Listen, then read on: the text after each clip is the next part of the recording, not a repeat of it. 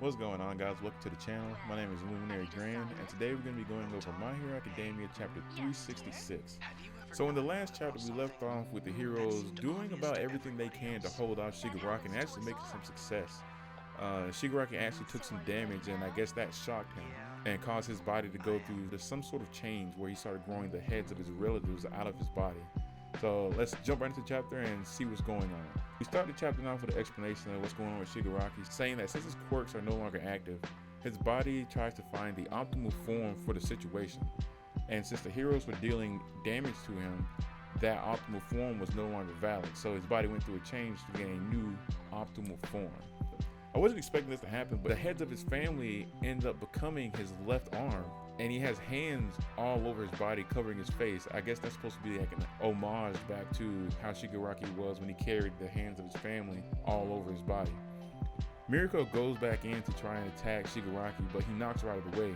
And then Mirio screams out to Miriko, but as he's screaming out, Sunita gets hit by Shigaraki, and so does Nejire. Mirio tries to get into the fray and get his attention, but Shigaraki then says, "I know you can do nothing to me." As he tries to advance back towards Bakugo, saying, "Don't fix what someone broke."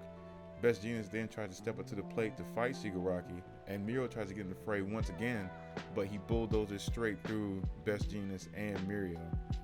Mirio then starts to think to himself, what can he do?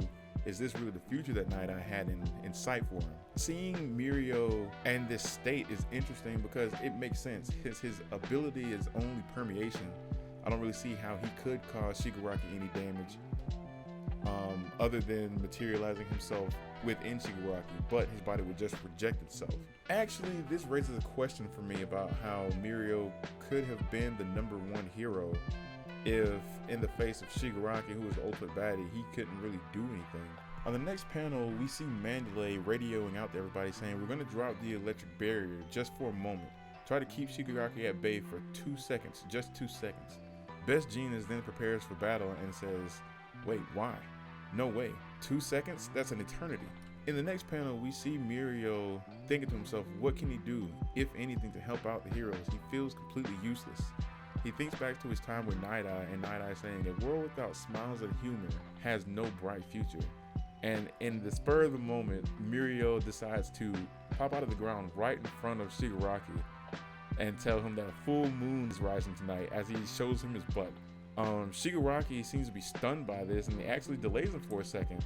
And on the next panel, we see Deku with his black whips attached to a pole, ready to shoot himself inside as Shigaraki is being distracted by Mirio. So apparently the reason Mandalay needed to open up the barrier for the 2 seconds was so Deku could actually get himself inside. If you pay attention to the panel in the back, you can see jets. I guess these are Star and Stripes jets from her friends. That's odd. Maybe these jets are what we saw in the previous chapters where they last showed Deku, and there were some objects in the background. Apparently, the objects are Stripes' military friends to help Deku get there faster or some sort. In the next panel, Shigaraki and Deku lock eyes, and this panel looks beautiful to show the intensity on both people's faces.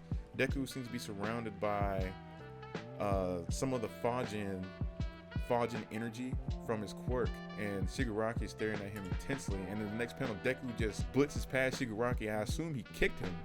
This is crazy. Deku came in so quick to just knock Shigaraki off balance and save Mirio in the process.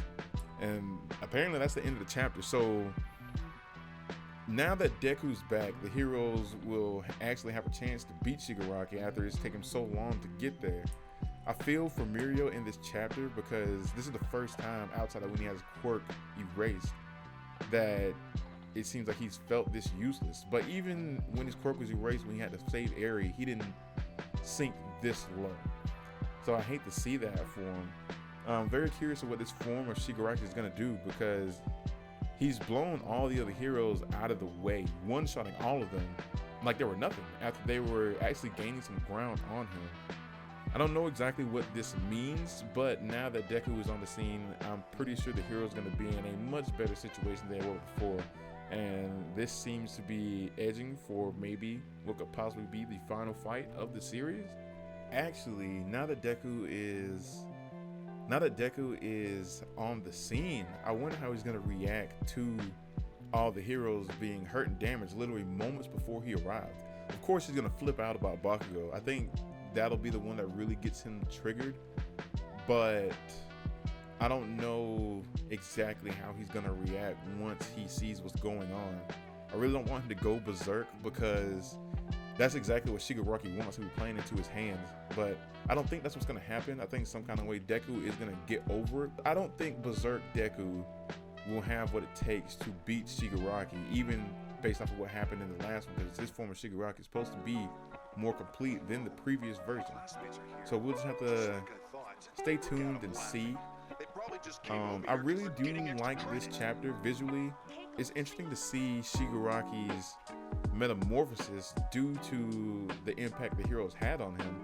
It's weird that his family is the giant hand. That's very odd, but we all knew that the fingers were going to come back at some point, being that that's a big part of Shigaraki's character and his backstory.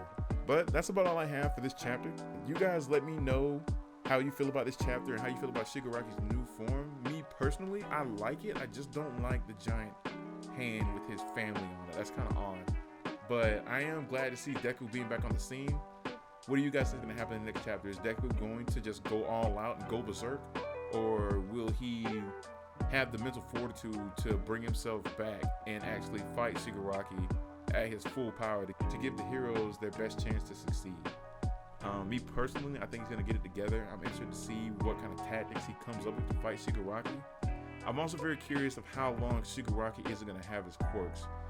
Right now, I don't know if Edshot and Monoma can last as long. At some point, we know he's gonna get his quirks back.